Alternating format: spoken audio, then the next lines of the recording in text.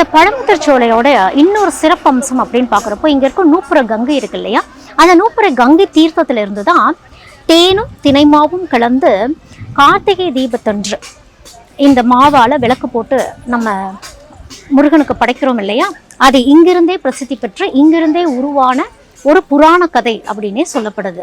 அருவாய் உருவாய் உளதாய் இளதாய் மறுவாய் மலராய் மணியாய் ஒளியாய் கருவாய் உயிராய் கதியாய் விதியாய் குருவாய் வருவாய் அருள்வாய் குகனே அருணகிரிநாதர்.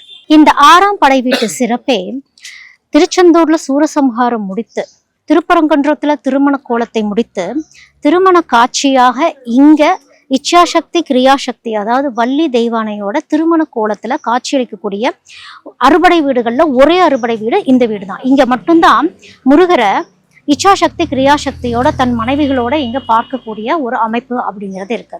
அப்போ இந்த ஸ்தலம் சொல்லக்கூடிய விஷயம் என்ன அப்படின்னா, யாருக்கெல்லாம் திருமணம் நடைபெறலையோ அவங்கெல்லாம் இங்க மூலவருக்கு 3 மாலைகள் சூட்டி அந்த மாலையை வாங்கி அவங்க கழுத்துல அணிஞ்சு அவங்க வீட்டு வாசல்ல வெளியே வைக்கிறப்போ சீக்கிரம், அது ஆணாகட்டும் பெண்ணாகட்டும், திருமணம் சீக்கிரம் நடைபெறும் அப்படின்னு நம்பப்படுகிறது.